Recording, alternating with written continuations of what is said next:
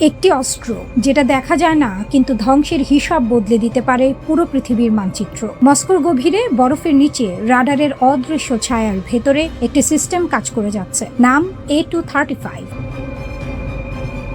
শুধু একটি air defence নয়, একটি ঢাল, একটি নীরব প্রতিশ্রুতি। রাশিয়া আঘাত পেলে উত্তর আসবে আরো দ্রুত, আরো দূরে, আরো নিখুঁতভাবে। বিশ্ব যখন হাইপারসনিক যুগে ঢুকছে, তখন রাশিয়া দাঁড়িয়ে আছে প্রতিরক্ষার এক নতুন স্তরে। এখানে যুদ্ধ মানে শুধু আকাশ নয়, এখানে যুদ্ধ মানে মহাকাশ। A235 বলা হয় বিশ্বের সবচেয়ে দীর্ঘ পাল্লার মিসাইল প্রতিরক্ষা ব্যবস্থা। অনেক বিশ্লেষকের মতে এটি থার্ড এর মতো মার্কিন সিস্টেমের সমকক্ষ নয়, বরং তার পরের ধাপ। মস্কোকে ঘিরে এটি তৈরি করেছে এক অদৃশ্য গম্বুজ। যেখানে ICBM ঢুকতে চায়, সেখানে আগে থেকেই অপেক্ষা করে প্রতিক্রিয়া। 2019 সাল থেকে এটি সক্রিয় ডিউটিতে আছে বলে জানা যায়, কিন্তু এর ইতিহাস আরো পুরনো। টেস্ট, আপগ্রেড এবং নীরব প্রস্তুতির ভেতর দিয়ে এটি গড়ে উঠেছে। এই সিস্টেম শুধু মিসাইল আটকায় না, এটা চিন্তা করে, এটা বিশ্লেষণ করে, এটা সিদ্ধান্ত নেয় মিলি সেকেন্ডে। রাডার নেটওয়ার্ক, ফেজড অ্যারে প্রযুক্তি, অটোমেটেড ব্যাটল ম্যানেজমেন্ট সিস্টেম, সব একসাথে কাজ করে এক অদৃশ্য মস্তিষ্কের মতো। শত্রু ক্ষেপণাস্ত্র যখন আকাশে ওঠে, A235 তখনই তার পথ গণনা করে ফেলে, সম্ভাব্য আঘাতের জায়গা নির্ধারণ করে ফেলে আর পাঠিয়ে দেয় ইন্টারসেপ্টর। কারণ এই ইন্টারসেপ্টর সাধারণ কিছু নয়, এগুলো high speed kinetic hit to kill প্রযুক্তি ব্যবহার করে। বিস্ফোরণ নয়, সরাসরি ধাক্কা, মিসাইল বনাম মিসাইল। 1000 কিলোমিটার দূরে আকাশের উপরে মহাকাশের সীমানায়, এটাই A235 এর দর্শন। এই সিস্টেম একসাথে শত শত লক্ষ্য ট্র্যাক করতে পারে, ভুয়া ওয়ারহেড আলাদা করতে পারে, ডেকয় চিহ্নিত করতে পারে আর আসল হুমকিকে বেছে নিতে পারে। এই প্রতিরক্ষা ব্যবস্থার সবচেয়ে গুরুত্বপূর্ণ অংশ হলো গতি, কারণ এখানে সময় নেই, এখানে সিদ্ধান্ত নিতে হয় আকাশে। সেকেন্ডের ভগ্নাংশে একবার লঞ্চ ডিটেক্ট হলে সিস্টেমটি সঙ্গে সঙ্গে গণনা শুরু করে, পথ, গতি, কোন, ইম্প্যাক্ট পয়েন্ট। তারপর শুরু হয় কাউন্টার মুভ। ইন্টারসেপ্টর আকাশে উঠে যায় হাইপারসনিক গতিতে, উচ্চ বায়ুমণ্ডল পেরিয়ে, কখনো কখনো মহাকাশে ঢুকে এবং অপেক্ষা করে না। এটা ধেয়ে যায় যেন শিকারীর মতো। A235 একা নয়, এর পাশে আছে S500 সিস্টেম, আরো একটি স্তর, আরো একটি প্রতিরক্ষা বলয়। যেখানে হুমকি শুধু বিমান নয়, সেখানে হুমকি হতে পারে স্যাটেলাইটও বা মহাকাশের বস্তু। রাশিয়া এখানে একটি জিনিস পরিষ্কার করেছে, প্রতিরক্ষা মানে শুধু সীমান্ত নয়, প্রতিরক্ষা মানে আকাশের ওপার পর্যন্ত। এই মুহূর্তে বিশ্ব যখন অস্ত্র প্রতিযোগিতার নতুন অধ্যায় ঢুকছে, তখন যুক্তরাষ্ট্র আনছে গোল্ডেন ডোম ধারণা, চীন আনছে HQ-29, কিন্তু রাশিয়া বলছে অন্য কথা। তারা বলছে এই খেলাটা নতুন নয়, এটা বহু দশকের। 2002 সালে যখন যুক্তরাষ্ট্র ABM চুক্তি থেকে বেরিয়ে আসে, তখনই রাশিয়া নতুন পথে হাঁটতে শুরু করে, একটি লক্ষ্য নিয়ে, স্ট্র্যাটেজিক ব্যালেন্স, সমতা। রাশিয়া থেমে নেই। এর সাথে যুক্ত হয়েছে আরো ভয়ঙ্কর কিছু নাম, আভানগার্ড, কিনজাল, ওরেশনিক, সারমাত। সবগুলো এক একটি প্রযুক্তির স্তম্ভ, বিশেষ করে সারমাত, যাকে পশ্চিমে বলা হয় সাতান 2। এটা এমন একটি ইন্টারকন্টিনেন্টাল মিসাইল যা 35,000 কিলোমিটার বেশি দূরত্বে আঘাত হানতে পারে বলে দাবি করা হয়।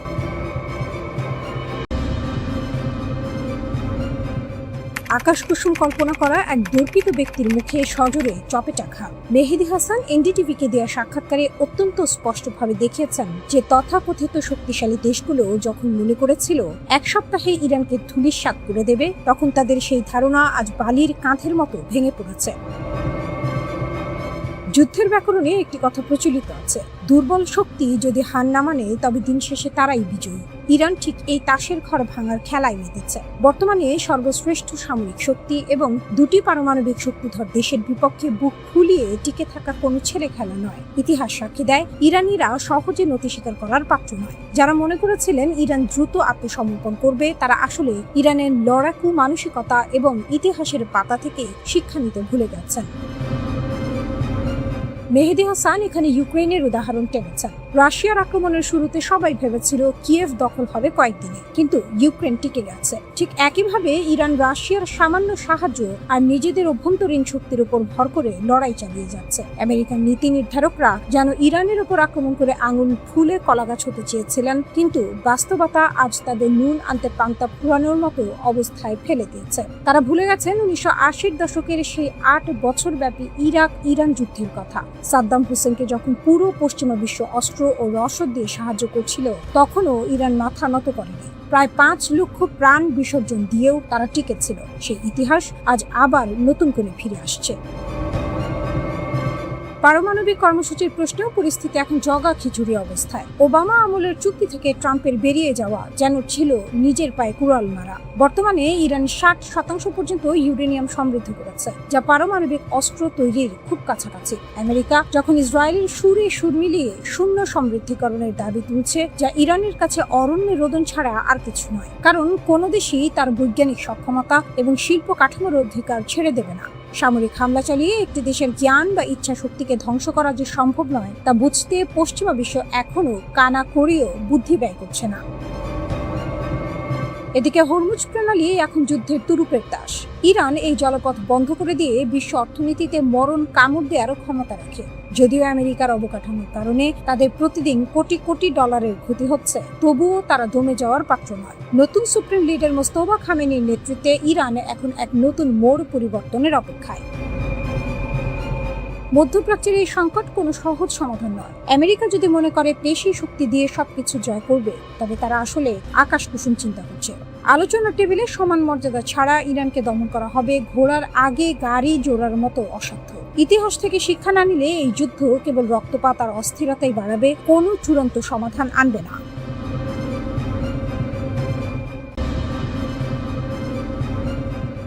সাগর পৃষ্ঠে এখন বারুদের গন্ধ। পারস্য উপসাগরের নীল জলরাশি যে কোনো মুহূর্তে আগুনের গোলার মতো উত্তপ্ত হয়ে উঠতে পারে। বিশ্ব অর্থনীতির লাইফলাইন বা প্রধান রক্তনালী হিসেবে পরিচিত হরমুজ প্রণালীতে শুরু হয়েছে যুক্তরাষ্ট্রের নজিরবিহীন নৌ অবরোধ। আর এই অবরোধের ঠিক বিপরীতে দাঁড়িয়ে ইরান গর্জে উঠেছে, একটিমাত্র সংকেতেই অচল করে দেয়া হবে বিশ্ব জ্বালানি সরবরাহ ব্যবস্থা। এমন পরিস্থিতির ভয়াবহতায় পিঠ দেয়ালে ঠেকে গেছে সৌদি আরবের। রিয়াদের কপালে এখন চিন্তার ভাঁজ, কারণ ওয়াশিংটনের এই শক্তি প্রদর্শনের মাসুল তাদেরই গুনতে হতে পারে লোহিত সাগরের অতল গহ্বরে। যুক্তরাষ্ট্রের এই কঠোর অবরোধের লক্ষ্য ছিল ইরানের অর্থনীতিকে পঙ্গু করে দেয়া, কিন্তু ডোনাল্ড ট্রাম্প প্রশাসনের এই রণকৌশল এখন বুমেরাং হওয়ার পথে। রিয়াদ থেকে অত্যন্ত সতর্কবার্তা পাঠানো হয়েছে হোয়াইট হাউসে, অবরোধ শিথিল করুন, আলোচনার টেবিলে ফিরুন। কিন্তু কেন এত ভয় সৌদি আরবের? উত্তর লুকিয়ে আছে মানচিত্রের একটি সরু বিন্দুতে, বাব আল মানদেব। হরমুজ প্রণালী বন্ধ করলে ইরান যে হাত গুটিয়ে বসে থাকবে না, তা রিয়াদ ভালো করেই জানে। আর তাদের প্রতিশোধের আগ্নেয়গিরি এবার বিস্ফোরিত হতে পারে লোহিত সাগরের প্রবেশদ্বার বাব আল মানদেবে। এই সংকীর্ণ পথটি সৌদি আরবের তেল রপ্তানির চূড়ান্ত লাইফলাইন। 6 সপ্তাহের যুদ্ধে ইরান ইতিমধ্যে প্রমাণ করেছে তারা হরমুজ অচল করে দিতে সক্ষম। আর এখন সেই সক্ষমতা যদি বাব আল মানদেবে প্রয়োগ করা হয়, তবে সৌদি অর্থনীতির মেরুদণ্ড ভেঙে পড়বে। বিপদের মাত্রা আরো বাড়িয়ে দিচ্ছে ইয়েমেনের হুথি বিদ্রোহীরা। বাব আল মানদেব উপকূলের বিশাল অংশ এখন তাদের কবজায়। গাজা যুদ্ধের উত্তাল সময়ে হুথিরা বারবার এই নৌপথে বাণিজ্যিক জাহাজ চলাচলে আতঙ্ক সৃষ্টি করেছে। নিউ আমেরিকা পলিসি ইনস্টিটিউটের ইয়েমেন বিশেষজ্ঞ অ্যাডাম ব্যারনের মতে, ইরান যদি লোহিত সাগরের এই রুদ্ধদ্বার বন্ধ করতে চায়, তবে হুথিরাই তাদের সবচেয়ে ভয়ঙ্কর অস্ত্র। ইরান শুধু ইশারা দিচ্ছে, আর হুথিরা গাজা ইসরায়েলের যুদ্ধের বদলা হিসেবে এই পথ বন্ধ করার হুমকি দিয়ে যাচ্ছে। ইরানের সর্বোচ্চ নেতার পররাষ্ট্রনীতি বিষয়ক উপদেষ্টা আলী আকবর বেলায়েতির হুঁশিয়ারিটি যেন সরাসরি ডাইনামাইটের বিস্ফোরক। তিনি সোজা জানিয়ে দিয়েছেন, তেহরান বাব আল মানদেবকে হরমুজ প্রণালীর মতোই গুরুত্ব দেয়। হোয়াইট হাউস যদি তাদের বোকার মতো ভুল অব্যাহত রাখে, তবে বিশ্ব এক ভয়াবহ জ্বালানি সংকটের মুখে পড়বে। এদিকে ইরানের বিপ্লবী গার্ডের ঘনিষ্ঠ তাসনিম বার্তা সংস্থা হুমকি দিয়েছে, পারস্য উপসাগরে তাদের বন্দরগুলো অনিরাপদ হলে এই অঞ্চলের আর কোনো বন্দরই নিরাপদ থাকবে না।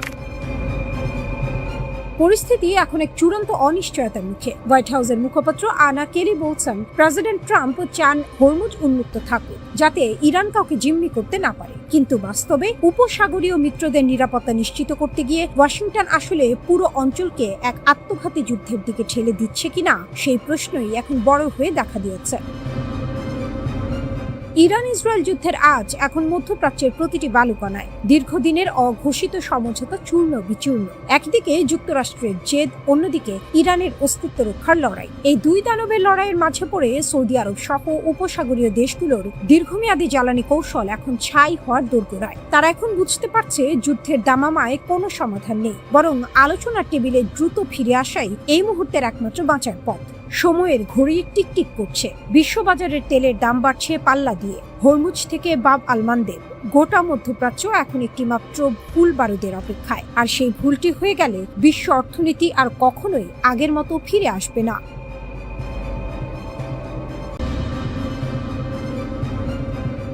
ইতিহাসের ধুলোমাখা পাতায় একটি সতর্কবার্তা বারবার খোদাই করা আছে। কোনো সাম্রাজ্যই ইরান বা প্রাচীন পারস্যকে পদানত করতে পারেনি। এটি কেবল ভূগোলের লড়াই নয়, এটি এক অদম্য সভ্যতার টিকে থাকার লড়াই। আলেকজান্ডার থেকে চেঙ্গিস খান, রোমান সম্রাট থেকে সোভিয়েত ইউনিয়ন, যারা ইরান জয় করতে চেয়েছে তারা হয় নিজেদের অস্তিত্ব হারিয়েছে, নয়তো ইতিহাসের আস্থা কুঁড়ে নিক্ষিপ্ত হয়েছে। আজকের দিনে দাঁড়িয়ে যখন আমেরিকা মধ্যপ্রাচ্যের উত্তাল ভূ রাজনীতিতে আটকা পড়েছে, তখন এই পুরনো ইতিহাসের পুনরাবৃত্তি কি আবারও দেখা দিচ্ছে?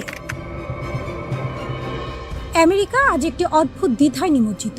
ইরানের বিরুদ্ধে তাদের তথাকথিত সর্বশক্তি প্রয়োগের ব্যর্থতার পেছনে রয়েছে 4টি অকাট্য গাণিতিক ও কৌশলগত সত্য। প্রথমত, স্ট্র্যাটেজিক ডেপথ বা কৌশলগত গভীরতা। ইরান কোনো ছোটখাটো দেশ নয়। দুর্ভেদ্য জাগ্রস ও আলবোর্স পর্বতমালা এবং বিস্তৃত মরুভূমির আড়ালে লুকানো এক বিশাল ভূখণ্ড।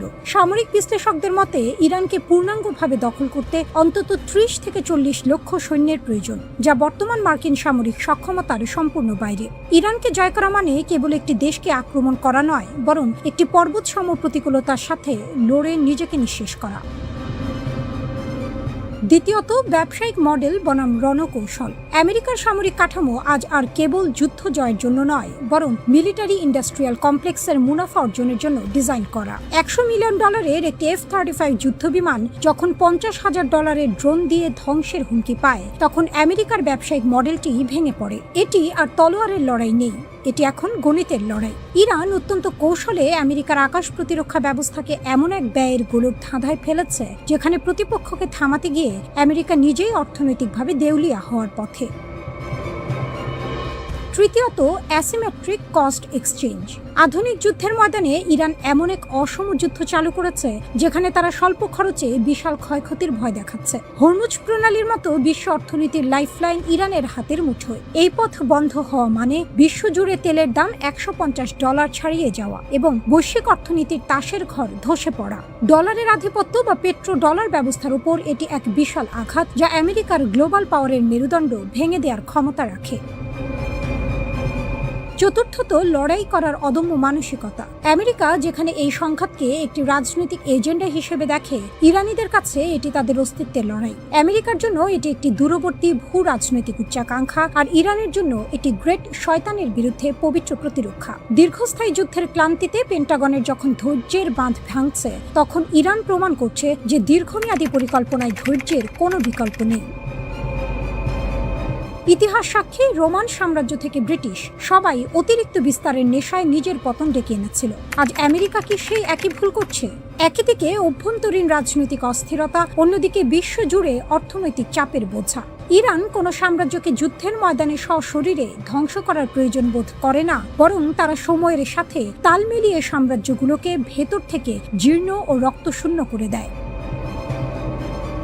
পরিশেষে ইতিহাসের এই খেলায় প্রযুক্তির ঝলকানি সাময়িক হতে পারে, কিন্তু টিকে থাকার লড়াই মূল অস্ত্র হলো ধৈর্য। ইরান কেবল একটি দেশ নয়, এটি 3000 বছরের এক সভ্যতার শক্তি। তারা জানে কিভাবে ঝড়কে মোকাবিলা করতে হয় এবং কিভাবে ধীর স্থির পায়ে সময়কে নিজের অনুকূলে আনতে হয়।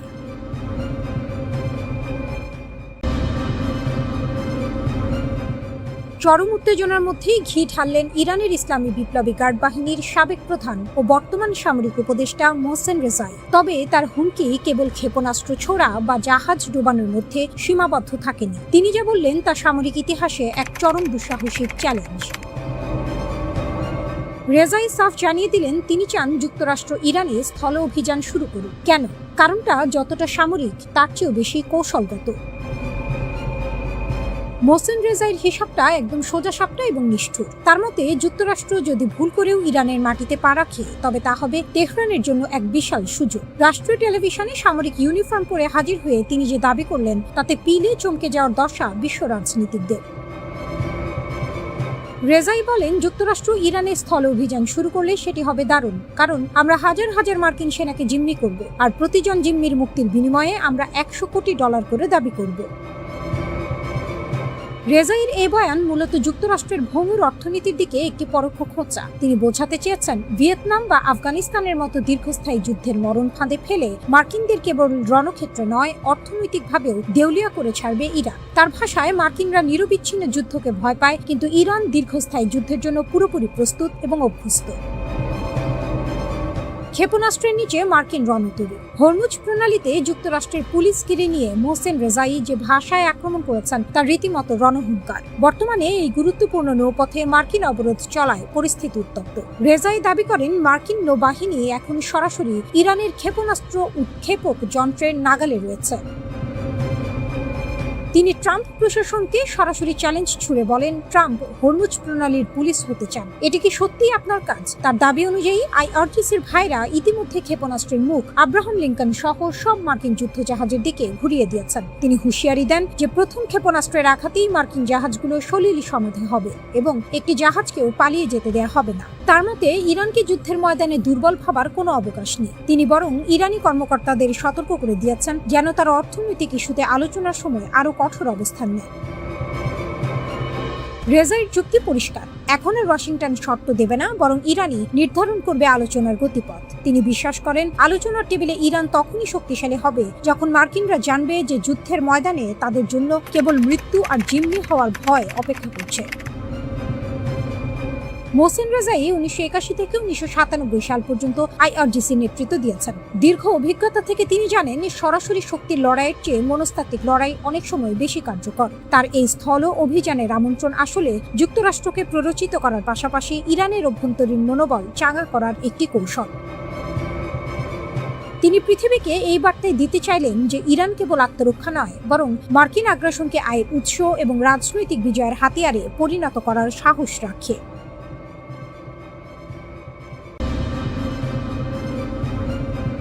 ইরান সংকট এখন সারা বিশ্বের আলোচনার কেন্দ্রবিন্দু। যুক্তরাষ্ট্র সেখানে যুদ্ধ জ্বরে আক্রান্ত। হরমুজ প্রণালীর ব্লকেড নিয়ে ওয়াশিংটন ব্যস্ত, কিন্তু পর্দার আড়ালে এক নতুন শক্তি দ্রুত উঠে আসছে। চীন এই সুযোগের পূর্ণ সদ্ব্যবহার করছে। ওয়াশিংটন যেখানে যুদ্ধে করেছে, চীন সেখানে তাদের সক্ষমতা বাড়াচ্ছে।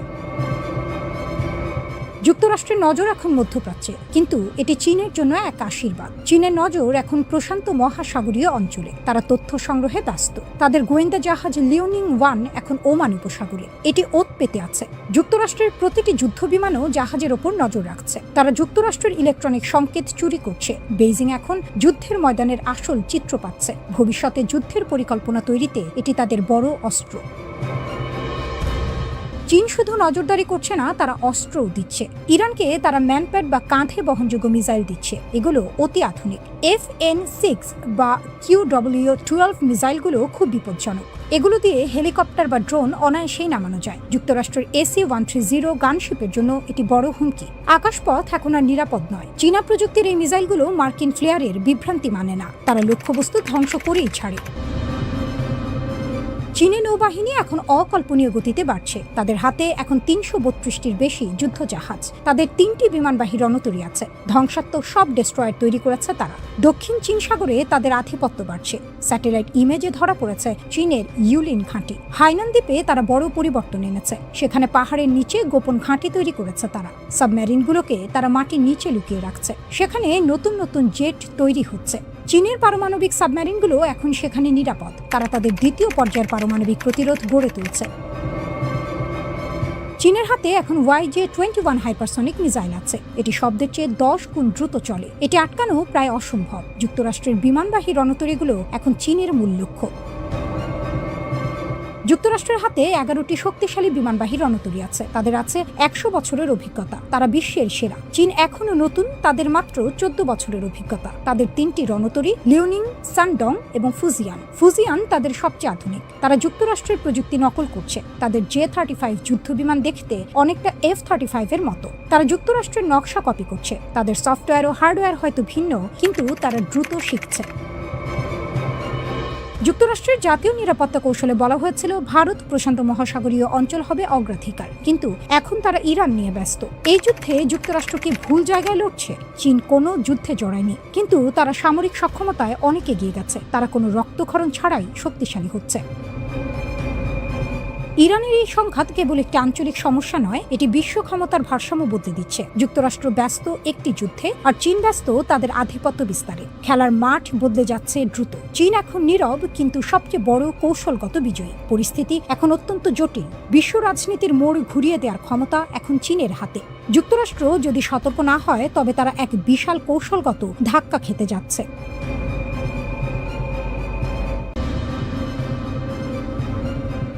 ইরান ও ইসরায়েলের মধ্যকার চলমান রক্তক্ষয়ী সংঘাতের মধ্যেই এক বিস্ফোরক তথ্য ফাঁস করেছে মার্কিন সংবাদ মাধ্যম দ্য ওয়াশিংটন পোস্ট। জানা গেছে, যুদ্ধের ময়দানে মার্কিন বাহিনীর প্রতিটি পদক্ষেপ, প্রতিটি নিঃশ্বাস এখন চীনের কৃত্রিম বুদ্ধিমত্তা বা এআই এর কঠোর নজরদারিতে রয়েছে। চীন সরকার প্রকাশ্যে শান্তি আলোচনা আর যুদ্ধবিরতির কথা বললেও তাদের বেসরকারি কোম্পানিগুলো গোপনে যুক্তরাষ্ট্রের সামরিক গোপনীয়তাকে নিলামে তুলেছে।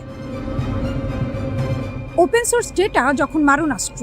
প্রতিবেদনে বলা হয়েছে, চীনের একদল বেসরকারি প্রযুক্তি প্রতিষ্ঠান কৃত্রিম বুদ্ধিমত্তাকে ব্যবহার করে এক অভাবনীয় নজরদারি জাল বুনেছে। তারা কেবল স্যাটেলাইট ছবি নয়, বরং ইন্টারনেটে থাকা উন্মুক্ত তথ্য বা ওপেন সোর্স ডেটা, যেমন ফ্লাইট ট্র্যাকার এবং জাহাজের গতিবিধি সংক্রান্ত তথ্য একত্রিত করছে। এরপর অত্যন্ত শক্তিশালী এআই অ্যালগোরিদমের মাধ্যমে সেগুলো বিশ্লেষণ করে বের করে আনছে মার্কিন বাহিনীর অতি গোপন সব অবস্থান। 5 সপ্তাহ আগে ইসরায়েল ও ইরানের মধ্যে সরাসরি সংঘাত শুরু হওয়ার পর থেকে এই নজরদারির গতি বহুগুণ বেড়ে গেছে। যুক্তরাষ্ট্রের শক্তিশালী বিমানবাহী রণতরী কোথায় অবস্থান করছে, সৌদি আরব বা কাতারের গোপন ঘাঁটিতে কয়টি যুদ্ধ বিমান মোতায়েন আছে, তার খুঁটিনাটি তথ্য এখন চীনা কোম্পানিগুলোর হাতের মুঠোয়। নজরদারির লক্ষ্যবস্তু রণতরী থেকে স্টেলথ বোমারু বিমান। চীনা কোম্পানি মিজার ভিশন এবং জিং আন টেকনোলজি দাবি করেছে তাদের প্রযুক্তি মার্কিন বাহিনীর অদৃশ্য মুভমেন্টও শনাক্ত করতে সক্ষম। B2A স্পিরিট স্টেলথ বোমারু বিমান, যে বিমানকে রাডারে ধরা প্রায় অসম্ভব বলা হয়, সেটির অবস্থানও শনাক্ত করার দাবি করছে তারা। জ্বালানি বিশ্লেষণ। মার্কিন রণতরীগুলো কখন এবং কতটুকু জ্বালানি নিচ্ছে তা বিশ্লেষণ করে তারা বলে দিচ্ছে জাহাজটি পরবর্তী কোন দিকে যাত্রা করবে। Real time tracking. পশ্চিমা ও চীনা তথ্যের সংমিশ্রণে তারা যুদ্ধক্ষেত্রে মার্কিন সামরিক কার্যক্রমে লাইভ আপডেট দিচ্ছে। চীনের সিভিল মিলিটারি ইন্টিগ্রেশন কৌশল। ওয়াশিংটনের কপালে চিন্তার ভাঁজ পড়ার মূল কারণ হলো চীনের এই চতুর কৌশল। একে বলা হচ্ছে সিভিল মিলিটারি ইন্টিগ্রেশন, অর্থাৎ প্রযুক্তি উদ্ভাবন করছে বেসরকারি কোম্পানি, কিন্তু তার সুফল ভোগ করছে দেশটির সামরিক বাহিনী। এর ফলে চীন সরকার সরাসরি যুদ্ধে না জড়িয়েও মার্কিন সামরিক শক্তির দুর্বলতাগুলো মেপে নিতে পারছে। প্রয়োজনের সময় দায় এড়ানোর মোক্ষম অস্ত্র এটি। তারা বলতে পারবে এটি বেসরকারি প্রতিষ্ঠানের বাণিজ্যিক কাজ, সরকারের নয়। ওয়াশিংটনে উদ্বেগের দাবানল। এই প্রতিবেদন প্রকাশের পর মার্কিন কংগ্রেসে রীতিমতো হুলস্থুল পড়ে গেছে। কংগ্রেসের চীন বিষয়ক কমিটি কড়া বিবৃতিতে জানিয়েছে, চায়না কমিউনিস্ট পার্টি সিসিপি সংশ্লিষ্ট কোম্পানিগুলো এআই কে এখন যুক্তরাষ্ট্রের বিরুদ্ধে সরাসরি যুদ্ধক্ষেত্রে নজরদারির অস্ত্রে পরিণত করেছে। যুক্তরাষ্ট্রের প্রতিরক্ষামন্ত্রী পিট হেগসেথ স্বীকার করেছেন যে ইরানকে কিছু পক্ষ গোয়েন্দা তথ্য দিয়ে সহায়তা করছে। যদিও সিআইএ এর সাবেক কর্মকর্তা ড্যানিশ ওয়াইল্ডার মনে করেন চীনা কোম্পানিগুলো হয়তো তাদের সক্ষমতা কিছুটা অতিরঞ্জিত করে দেখাচ্ছে, তবে ঝুঁকির বিষয়টি উড়িয়ে দেওয়া যাচ্ছে না। যদিও এই সরঞ্জামগুলো আরও নিখুঁত হয়ে ওঠে, তবে ভবিষ্যতে কোনো বড় সংঘাতের সময় যুক্তরাষ্ট্র তাদের সেনা মোতায়েন বা কৌশলগত অবস্থান গোপনে রাখতে পারবে না।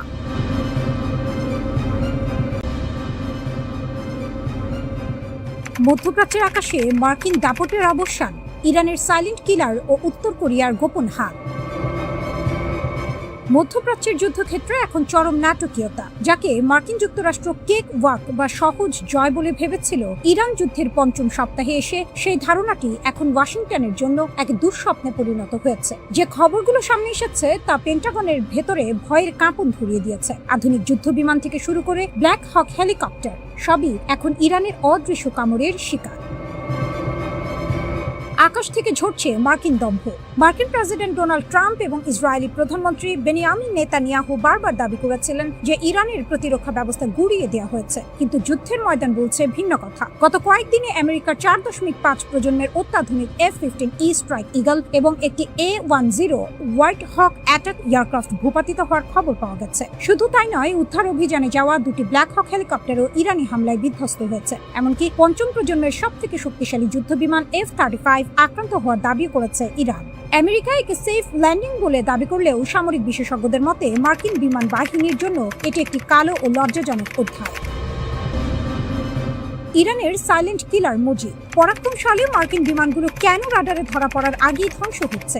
উত্তর হলো ইরানের নিজস্ব প্রযুক্তিতে তৈরি মজিদ এয়ার ডিফেন্স সিস্টেম। এটি একটি স্বল্প পাল্লার ক্ষেপণাস্ত্র ব্যবস্থা যা নিঃশব্দে কাজ করে। প্রথাগত রাডার সিগন্যালের বদলে এটি ব্যবহার করে প্যাসিভ ইনফ্রারেড ট্র্যাকিং। এর অর্থ হলো এই সিস্টেমটি কোনো সিগন্যাল ছড়ায় না, ফলে শত্রু বিমানের রাডারে এটি ধরা পড়ে না। যখন চালক টের পান যে তিনি লক্ষ্যবস্তু হয়েছেন, তখন অনেক দেরি হয়ে যায়। একটি ছোট মোবাইল ট্রাকে 8টি ক্ষেপণাস্ত্র নিয়ে ঘুরতে থাকা এই মজিদ এখন মার্কিন পাইলটদের কাছে জব্দ।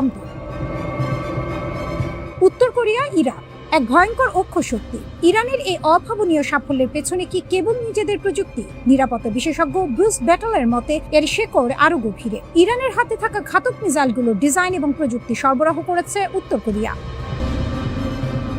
মুসুদান মিসাইল 2005 সালে উত্তর কোরিয়ার কাছ থেকে 19টি মুসুদান মিসাইল কিনেছিল ইরান। সম্প্রতি ভারত মহাসাগরের ডিয়াগো গার্সিয়া দ্বীপে মার্কিন ঘাঁটিতে যে হামলা চালানো হয়েছে তাতে এই উত্তর কোরীয় প্রযুক্তি ব্যবহারের জোরালো ইঙ্গিত পাওয়া গেছে।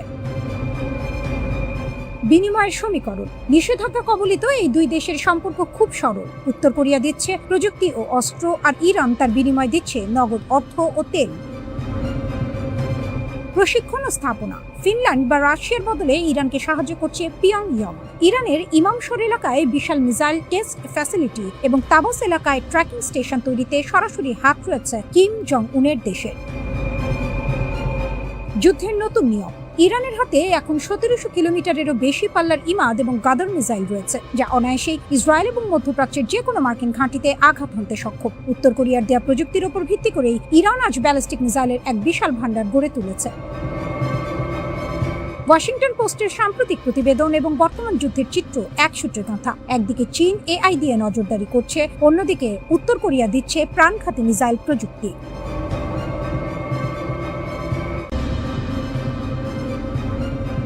ইরান তার সামরিক ভান্ডার থেকে এমন এক তুরুপের তাস উন্মোচন করেছে যা এই অঞ্চলের যুদ্ধের সমীকরণ পুরোপুরি বদলে দিতে পারে। এটি কোনো সাধারণ অস্ত্র নয়, বরং এটি ইরানের তৈরি অত্যাধুনিক এবং ঘাতক স্টেলথ ড্রোন হাদিদ 1110, যা সমর মহলে দালাহু নামেও পরিচিত। 2005 সালের শুরুর দিকে প্রথম প্রকাশ্যে আসা এই ড্রোনটি এখন সরাসরি রণক্ষেত্রে মোতায়েন করা হয়েছে বলে খবর পাওয়া গেছে। তাসনিম নিউজ এজেন্সির তথ্য মতে ইরানের বিপ্লবী গার্ড বাহিনী ইতিমধ্যে এই ড্রোন ব্যবহার করে ইসরায়েল ও মার্কিন সংশ্লিষ্ট বিভিন্ন অবস্থানে হামলা চালিয়েছে। এই ড্রোনটির বিশেষত্ব হলো এর রাডার ফাঁকি দেওয়ার ক্ষমতা। এর গঠনশৈলী বা ফ্যাসেটেড ইয়ারফ্রেম এমনভাবে তৈরি করা হয়েছে যা একে শত্রুর রাডারে প্রায় অদৃশ্য করে রাখে। হাদিদ 1110 ড্রোনটি কেবল অদৃশ্যই নয়, এটি অত্যন্ত দ্রুতগামী। একটি শক্তিশালী জেট ইঞ্জিনের সাহায্যে এটি ঘন্টায় 500 কিলোমিটারেরও বেশি বেগে ছুটতে পারে। 30,000 ফুট উচ্চতায় উঠতে সক্ষম এই ড্রোনটি টানা 1 ঘন্টা আকাশে অবস্থান করে সুনির্দিষ্ট লক্ষ্যবস্তুতে আঘাত হানতে পারে। এর 30 কেজির শক্তিশালী ওয়ারহেড যে কোনো লক্ষ্যবস্তুকে মুহূর্তেই গুঁড়িয়ে দিতে সক্ষম। বিশারদদের মতে এই ড্রোনটি মোতায়েন করার মাধ্যমে ইরান সিগন্যাল দিচ্ছে যে তারা এখন কেবল সংখ্যার উপর নয়, বরং প্রযুক্তির দিক থেকেও ইসরায়েলের জন্য বড় চ্যালেঞ্জ হয়ে দাঁড়িয়েছে। ইরানি প্রেসিডেন্ট মাসুদ পেজিশকিয়ান প্রতিশোধ নেওয়াকে পবিত্র দায়িত্ব হিসেবে ঘোষণা করেছেন। তবে ইরানের আসল শক্তি লুকিয়ে আছে তাদের বিশাল ক্ষেপণাস্ত্র ভান্ডারে, যাকে তারা তাদের সামরিক কৌশলের মেরুদণ্ড মনে করে। ইরানের কাছে রয়েছে মধ্যপ্রাচ্যের সবচেয়ে বৈচিত্র্যময় ক্ষেপণাস্ত্রের সংগ্রহ। মার্কিন ও ইসরায়েলি বিমান বাহিনীর আধুনিক যুদ্ধ বিমানের মোকাবিলা করতে ইরান গড়ে তুলেছে কয়েক স্তরের এক শক্তিশালী ক্ষেপণাস্ত্র ব্যবস্থা। ইরানের হাতে থাকা মাঝারি পাল্লার ব্যালিস্টিক ক্ষেপণাস্ত্র যেমন সেজ্জিল, খাইবার শেকান ও হাজ কাশেম সরাসরি ইসরায়েলের যে কোনো প্রান্তে আঘাত হানতে সক্ষম। বিশেষ করে সেজ্জিল ক্ষেপণাস্ত্রটি সলিড ফুয়েল বা কঠিন জ্বালানি ব্যবহার করে, যার ফলে এটি অত্যন্ত দ্রুত উৎক্ষেপণ করা যায়। এছাড়াও ইরানের সোমার ও পাভের মতো ক্রুজ ক্ষেপণাস্ত্রগুলো মাটির খুব কাছ দিয়ে উড়ে গিয়ে শত্রুর আকাশ প্রতিরক্ষা ব্যবস্থাকে ফাঁকি দিতে উস্তাদ। যুদ্ধের ময়দানে টিকে থাকতে ইরান গড়ে তুলেছে সুবিশাল মিসাইল সিটি বা ভূগর্ভস্থ ক্ষেপণাস্ত্র শহর। পাহাড়ের গভীরে সুড়ঙ্গ কেটে তৈরি করা এই গোপন ঘাঁটিগুলো অত্যন্ত শক্তিশালী বোমা বর্ষণও সহ্য করতে পারে। এর ফলে প্রথম দফার কোনো বড় হামলায় ইরানের সামরিক শক্তি পুরোপুরি ধ্বংস করা অসম্ভব। ইরানের কৌশল পরিষ্কার। তারা সরাসরি বিমান যুদ্ধে না গিয়ে ড্রোন ও ক্ষেপণাস্ত্রের ঝাঁক দিয়ে শত্রুর আকাশ প্রতিরক্ষা ব্যবস্থাকে ব্যস্ত করে তুলবে এবং সেই ফাঁকে স্টেলথ ড্রোন বা ব্যালিস্টিক ক্ষেপণাস্ত্র দিয়ে নিখুঁত আঘাত হানবে। ইসরায়েল ও মার্কিন বাহিনীর যৌথ হামলার প্রতিশোধ নিতে ইরান এখন মরিয়া। ইরানের এই নতুন স্টেলথ ড্রোন এবং হাজার হাজার ক্ষেপণাস্ত্রের মজুদ কেবল একটি দেশের প্রতিরক্ষা ব্যবস্থা নয়, বরং এটি গোটা অঞ্চলের ভূ রাজনীতিকে কাঁপিয়ে দিচ্ছে। একদিকে ইসরায়েলের অত্যাধুনিক প্রযুক্তি, অন্যদিকে ইরানের এই ঘাতক ড্রোনের সারপ্রাইজ। সব মিলিয়ে মধ্যপ্রাচ্য এখন এক ভয়াবহ আগ্নেয়গিরির ওপর দাঁড়িয়ে আছে।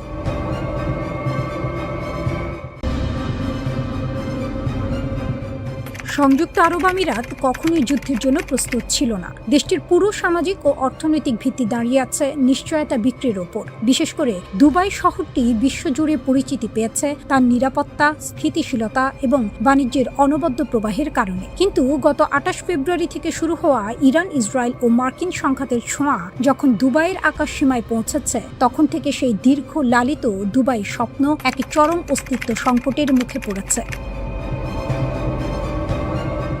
দুবাই হলো বিশ্বের অন্যতম দ্রুত বর্ধনশীল ফাইন্যান্স, বাণিজ্য এবং পর্যটন হাব। এখানে প্রায় 81,000 মিলিয়নিয়ার বসবাস করেন। কিন্তু বর্তমান পরিস্থিতিতে দুবাইয়ের সেই জৌলুস এখন ফিকে হতে শুরু করেছে। 28 ফেব্রুয়ারি থেকে এ পর্যন্ত ইরান সংযুক্ত আরব আমিরাত লক্ষ্য করে 350টিরও বেশি ক্ষেপণাস্ত্র এবং প্রায় 2000 ড্রোন ছুড়েছে। এই হামলার পরিমাণ ইসরায়েলের ওপর চালানো হামলার প্রায় সমান। কিন্তু ইসরায়েল ও আমিরাতের মধ্যে বড় একটি পার্থক্য হলো ইসরায়েলের জনগণ যুদ্ধের মাঝেও টিকে থাকার মানসিকতা রাখে। অন্যদিকে দুবাইয়ের ভিত্তি হলো লেনদেনমূলক। হামলার শুরু থেকেই দুবাই থেকে সম্পদশালীরা তাদের ব্যক্তিগত জেটে করে দেশ ছাড়তে শুরু করেছেন। হোটেলের দাম কমছে, শপিং মলগুলো জনশূন্য এবং রিয়েল এস্টেট সূচক মাত্র কয়েকদিনে প্রায় 30% নিচে নেমে গেছে। দুবাই আন্তর্জাতিক বিমানবন্দর, যা বিশ্বের অন্যতম ব্যস্ত যোগাযোগ মাধ্যম, ক্রমাগত ড্রোন হামলার মুখে ফ্লাইট শিডিউল বিপর্যয়ের সম্মুখীন হচ্ছে। গত 28 ফেব্রুয়ারি পাম আইল্যান্ডের ফেয়ারমন্ট হোটেলে ইরানি প্রজেক্টাইল আঘাত হানার পর থেকেই বিনিয়োগকারীদের মধ্যে অস্থিরতা শুরু হয়েছে। এরপর 8 মার্চ দুবাই বিচের উপর দিয়ে ইরানি শাহী ড্রোন ও 10 মার্চ বিমানবন্দরে হামলার চিত্র সামাজিক যোগাযোগ মাধ্যমে ছড়িয়ে পড়লে পরিস্থিতি আরও ঘোলাটে হয়ে ওঠে। তেহরানের দৃষ্টিকোণ থেকে আরব আমিরাত সরাসরি যুদ্ধ না করলেও তারা যুক্তরাষ্ট্রের নিরাপত্তা বলয়ের অংশ এবং ইসরায়েলের সহযোগী আঞ্চলিক অংশীদার। তাই ইরান সরাসরি যুক্তরাষ্ট্রকে আক্রমণ না করে দুবাইয়ের মতো স্পর্শকাতর বাণিজ্যিক কেন্দ্রগুলোতে আঘাত হেনে যুদ্ধের ব্যয় বাড়িয়ে দেওয়ার কৌশল নিয়েছে। তারা জানে দুবাইয়ের সবচেয়ে বড় শক্তি এর প্রেডিক্টেবিলিটি। যখনই কার্গো হ্যান্ডলিং বা ফ্লাইটে দেরি হবে, তখনই বৈশ্বিক বিনিয়োগকারীরা বিকল্প খুঁজতে শুরু করবেন। দুবাইয়ের জনসংখ্যার 9 জন নাগরিকের মধ্যে প্রায় 8 জনই বিদেশি। এদের মধ্যে পশ্চিমা পেশাজীবী থেকে শুরু করে দক্ষিণ এশিয়ার শ্রমিকরা রয়েছেন। এই বিশাল জনসংখ্যার সাথে দুবাইয়ের সম্পর্ক জৈবিক নয়, বরং বাণিজ্যিক। অর্থাৎ যতক্ষণ এখানে সুযোগ এবং নিরাপত্তা থাকবে, ততক্ষণই তারা এখানে অবস্থান করবে। যখনই জীবনের ঝুঁকি দেখা দেবে, তখন তাসের ঘরের মতো এই অভিবাসী সমাজ ভেঙে পড়ার উপক্রম হবে। বড় বিনিয়োগকারীরা ইতোমধ্যে তাদের পোর্টফোলিও বৈচিত্র্যময় করতে শুরু করেছেন এবং পুঁজি অন্যত্র সরিয়ে নিচ্ছেন। যদিও আমিরাতি নেতৃত্ব যুদ্ধ পরবর্তী সময়ে নতুন প্রণোদনা, গোল্ডেন ভিসা বা বেইল আউট প্যাকেজ দিয়ে অর্থনীতি পুনর্গঠনের চেষ্টা করবে, কিন্তু অবিচ্ছিন্ন প্রবাহের যে ভাবমূর্তি দুবাই বিক্রি করত, তাতে বড় ধরনের ফাটল ধরেছে। দুবাইয়ের মডেলটি এতদিন চমৎকারভাবে কাজ করছিল, কারণ সবাই ধরে নিয়েছিল যে এই শহরটি ভূ রাজনীতির ঊর্ধ্বে। কিন্তু বর্তমান সংঘাত প্রমাণ করেছে যে কোনো শহরই ভৌগোলিক অবস্থান এবং সংঘাতের বাস্তবতা থেকে পুরোপুরি বিচ্ছিন্ন থাকতে পারে না।